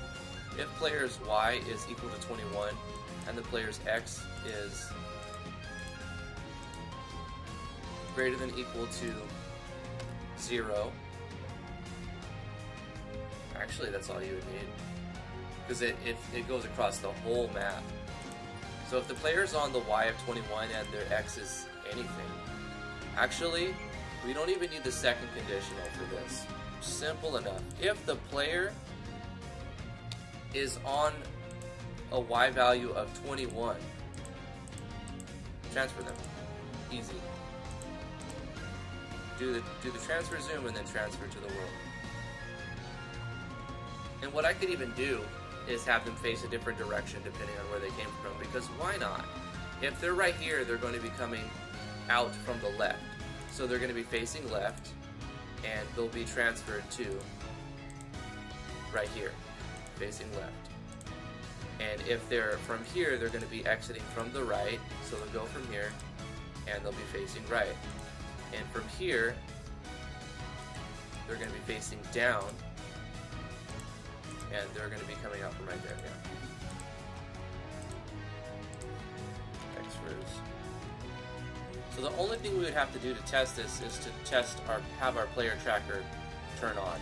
So let's set our party's starting position here, and we'll just turn on the player tracker switch right here. We'll turn it off. We'll take that out at some point. Control switch, player tracker.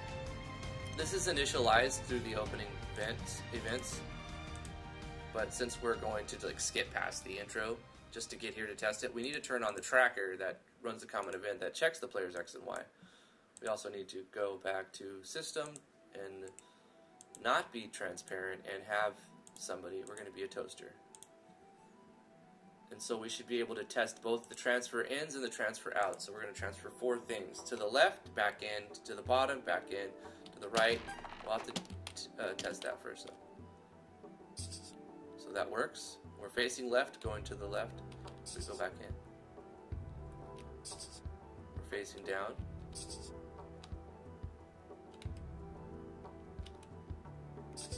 And we're facing right. That makes sense to me. I like it. Good addition. When you zoom in, it zooms into or when you transfer into a map, it goes to fade to black. When you zoom out, it fades to white. And that's a consistency I've gone through the game. I wonder if I should have the map zoom out when you zoom out.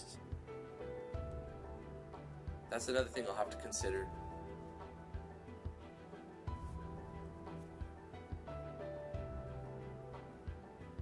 Guilty Slug says, oh wow, I never would have thought of this. I would have made a transfer event and copy pasted it around that would be so ugly, Guilty.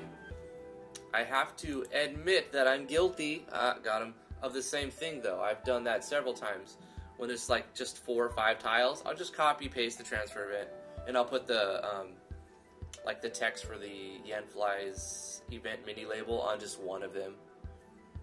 So I've done that. I used to do that all the time. Vindinjura, how are you doing? I'm doing well. Hey Shoonspoon, what's up, my dude? Do you have someone doing the art for the characters as well? The Wonky Pilot, I have several people just donating their time by making assets for the project, and I obviously love that, you know, and I encourage that. If you want to become a character in the game, just, you know, I make people who come to the live streams part of the game, and I use assets that are given to me if they're free to use for commercial projects. So I have a lot of people helping with this, like in small ways. In their small ways, and some people in big ways. Like, I think the person who's helped me the most, the single person who's helped me the most, as far as just strictly the resources, is Cry's History. Because Cry's History is making huge, beautiful looking maps, like just giant maps, and packs of maps, like smaller, but lots of maps. A lot of the caves were made by Cry's History, and the graveyard, the huge graveyard, was made by Cry's History.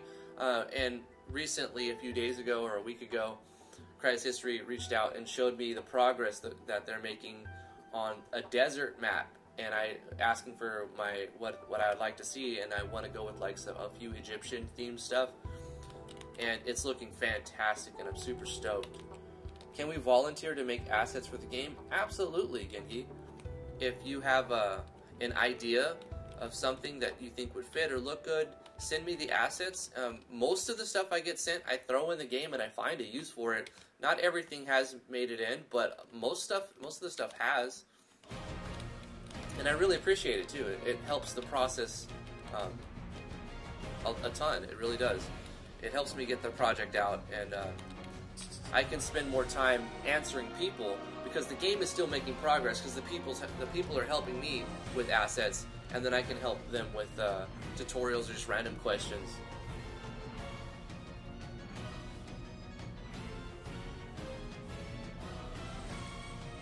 Drifty, the map does not make sense because when you go back, you do not see the mountains, just the sea. You know what? You're right, Charzanico. But then again, this is just a placeholder. You know, what I could do to make it make sense is simply on the world map put this encampment right here. You know, in fact, that makes more sense. I'm glad you brought that to my attention, Charzanico. So I'm going to move that over here, and I'm going to take this and I'm going to put it right here. It's like kind of in the hills, around the mountains. Perfect. Perfect spot. So we'll go like that. We'll put something else over here. I'll have to change a couple of things inside of the map. Not a big deal. Good observation. Because of the perspective, right? So let's go into the parallax, or the parallel process, and just change the transfer. This is for the left, so we make this to the left of it. This one is for the right, so we make this to the right of it. And then this is to the south of it. Below it. And then we'll test it again, and it should work perfectly fine though. So now, turn on the tractor. We go to the left. Now the encampment is in the hills and with the mountains in the background. And it makes more sense, huh? Because I kind of wanted mountains Even though this is a placeholder, I wanted to have like mountains in the background. But I don't want to use the built-in ones because I've seen them too much.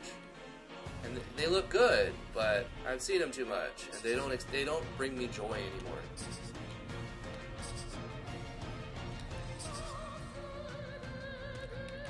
Believe it or not, I really like the background I made. It's very, very LQ, you know, it's very, very low quality. But I really like it. I'm sure there's a bias in there because I made it, but still. Flaws and all.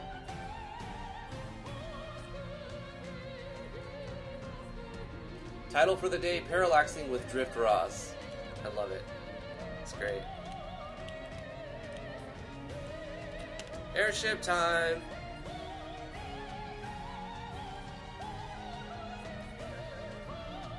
Dun dun dun dun dun dun dun dun. Look at that giant airship. Isn't that baller? We have some problems. There's still some problems. You know, what are you gonna do? I think I'll restrict this area. I wish I could make this behind character. It's so big. I like it though, it's so good. You know, you zoom in, right? So you would imagine that's how it should look. The only thing I can really do is block the player off with region restriction right here. Because, I mean, this is immersion breaking to me when the player can just like climb on it and stuff. So I would rather restrict the player to maintain immersion. So let's do that. We'll restrict from here all the way down up past there. Let me go to...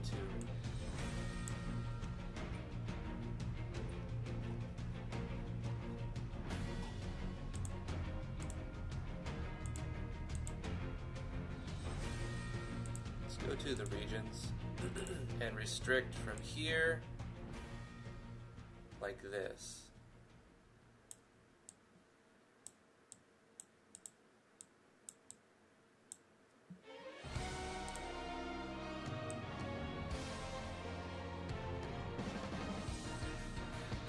Yeah, I think that's about right.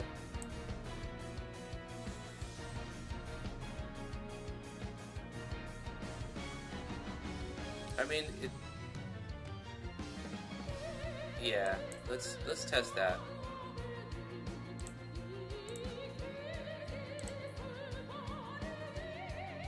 Yo, that airship disembarking scene is awesome. Thank you. I did spend some time on it trying to get it right. I'm still working on it.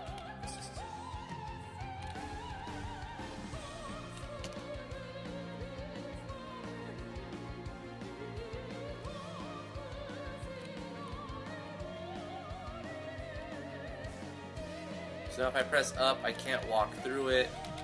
And, like, yes, so what? You can't walk there now? So what? You can't walk there. It doesn't break your immersion. You have a little bit of immersion right here when you can walk above it. But I'm going to let that one go. I think the player will forgive that. The clipping right here where the sprite is above it, the last pixel. I think the people are just going to have to let that one go.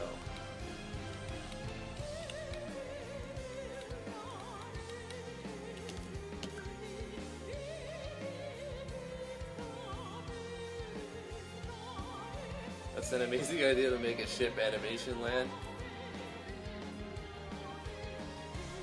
All I did was change the sprite. I used a Ganfly scale. If you're interested to do that, I can show you real quick. Go to Game, Open Folder. Oops, hold up. Game, Open Folder, go into your IMG, and then the characters, and you go down to where you have all of your sprites for your vehicle. And copy paste your vehicle one, whatever you're using. It'll work for any sprite that you already had. And then you're going to rename it so that it has, you have two of them. You have the regular size and then you have a new one, which is a copy. And then you're going to use different sizes. You can stretch it out to whatever you want. You're going to put in brackets and then the X value you want to stretch it to and then an X. and then the Y value you want to stretch it to. You don't need to put a Y though, and then you just bracket. So it's like that. You know, click at F2, rename it so you have like this at the end. Something by something in brackets. And that's the code that the plugin's looking for. And you get Yanfly's scale sprite.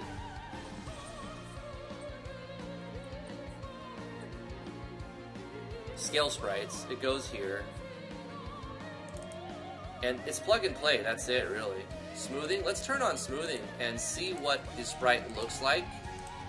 Curious now, because it looks very pixelated, which I'm okay with actually, but I want to see if smoothing will make it look better or worse. Another thing to pay attention to is the smoothing will change the way that the small sprites look. So I can't tell when I have the toaster.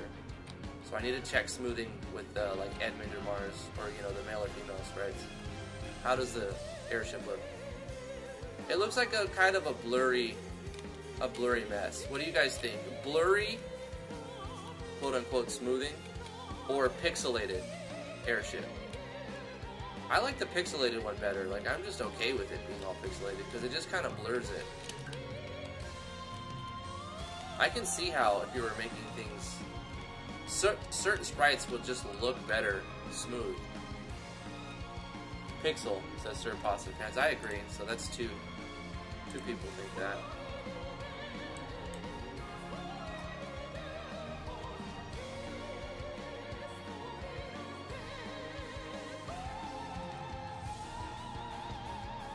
Something that not everybody knows, if you press Control F in your plugin manager, you can find keywords.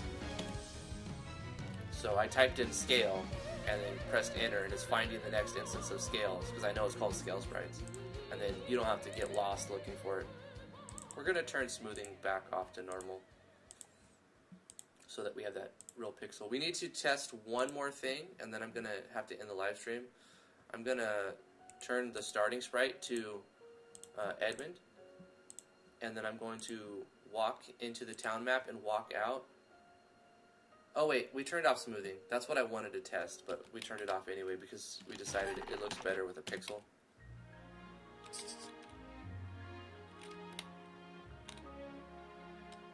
Because it would also smooth the sprite. You'll see how we have full size. It would actually be the small size. If we'd gone through the process of initialization, we'd have full size in the maps, and then on the world map, you would have the smaller sprite. We're skipping our whole initialization, so that's not, a lot of stuff is not happening, but that's to save us time, so we can just, yeah, look at that sweet magnificence.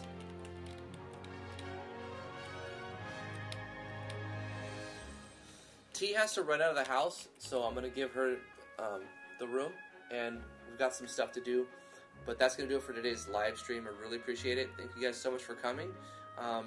If you do want to participate in the project by giving resources, I would love that. There's a link to the Discord in the description below. Come hang out with us. There's a place where you can promote your stuff there. It's a self-promo channel. If you want to see what other people are up to. Vindendura subscribed with Twitch Prime. Boy, quit playing. Thank you so much for that subscription. I really appreciate that, Vindura.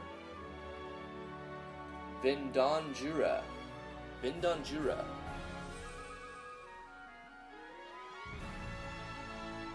Vindonjura. My man. Killing it. Can I be the airship pilot? The wonky pilot? Yeah, you sure can. Let's go to the event, because I have something being moved. There's an event that's moved at some point. An event gets transferred to a certain spot.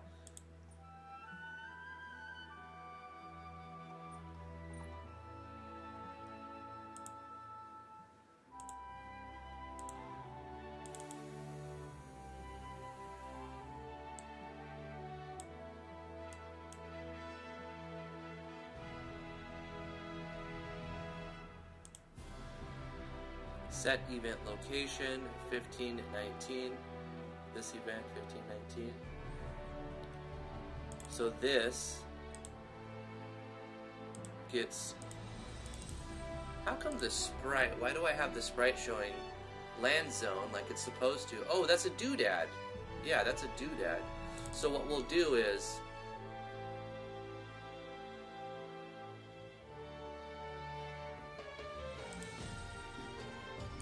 when we go to disembark, what we'll, just so I can remember, we'll show text right here, and I'll go name. We'll do pop 0 first, and then we'll do /n for name and open up brackets and call the wonky pilot. She's about ready to be departing, Captain. He's your first mate. The pilot? The pilot is the captain. Right? Captain of the airship is the pilot. So, the wonky pilot, she's about ready to be departing. Are ye ready to lift off for the liftoff? The lifting of the off?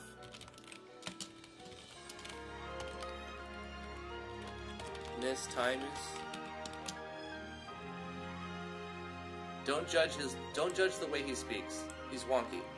She's about ready to be departing. Are you ready for the lifting of the offness times? And then you can say, leave the floating island or not now. And we'll have a sprite in here at some point. Like, we'll have a scene when you get the airship. The player's not supposed to have the airship yet. This is just for testing. When we get the airship, the wonky pilot is going to be like Sid from Final Fantasy. Vindinjura says, it's a Russian name. Does anyone know how to find plugins which causes lag with the build in console? How to find plugins which reduces lag? Yeah, Vindin, try Sync Monitor FPS from Yanfly. Let me find that for you. So we're just going to go yanfly.mo/yep, and then we're going to go to here and go to the plugins list, and we're going to press Control F, and we're going to say sync.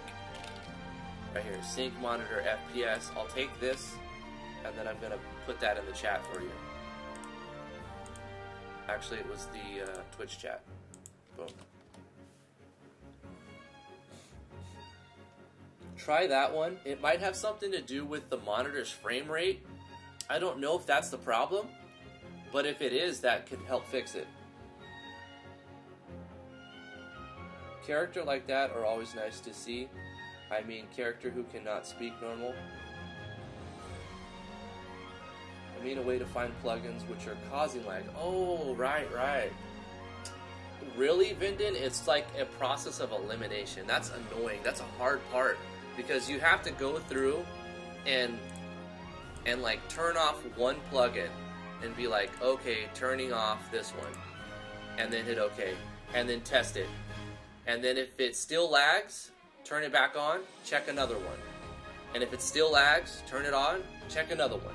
And then eventually, if you go through your whole list and you haven't found the culprit, try 2 at a time. And this could go on for a long time. So it may not be the plugins, and that's the thing. It may not even be the plugins that's causing the lag, but it can be the plugins for sure. Also, make sure you have them in the right order. So move them up and down. Also check to see if you have the most recent versions by re-downloading from the website.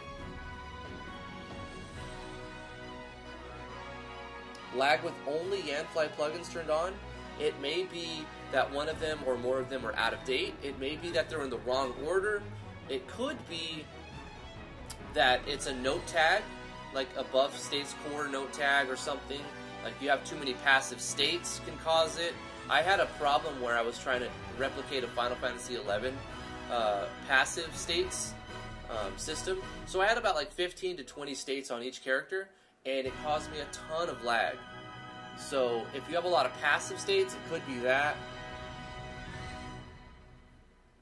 Yeah, I feel you, Vinden. I don't know of any way to just like quickly figure out the problem. When I have that problem, I get very frustrated with it because it's a slow process to figure it out. Passive states are causing battle lag for you. I bet, for sure. I use very few passive states now. Anyway, guys, I do have to go. Thank you so much for coming to the live stream. I really appreciate it. If you would like to support what I do, I have a Patreon page, patreon.com/driftwoodgaming. Different reward perks there. I'd love for you to come check it out. If you want to come hang out with us, we have a Discord channel where we promote our stuff and show off our work and talk about memes and all kinds of other stuff. So come hang out. Links in the description below, as well as links to all the other stuff that I'll go on to plug. Subscribe to my YouTube channel, youtube.com/driftwoodgamingmv. If you would like to see some of the games I've created in the past, I have a website, driftwoodgaming.com. You can go there, driftwoodgaming.com/games, to see some games. Follow me on twitch.tv/driftwoodgaming. You could also follow me on twitter.com/driftwoodgaming. And the list goes on and on of other social medias. But I have to go, guys. Thank you so much. I really appreciate it. Wow, thank you for coming to the live stream. The live streams. Thanks for coming to the live stream, everybody. And we'll see you guys tomorrow. We're going to be working on GameMaker Studio 2.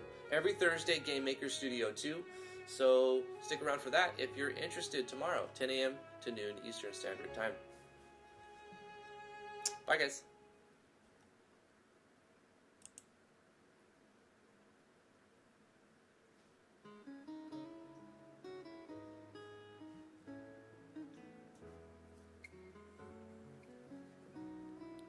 Are you ready for the ASMR content?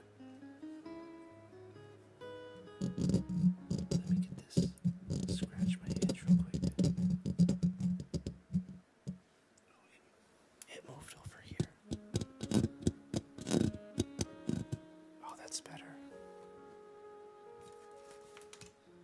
I'm grabbing a Sharpie now. I'm gonna open it. Do you like the way that sounds? What about in this ear?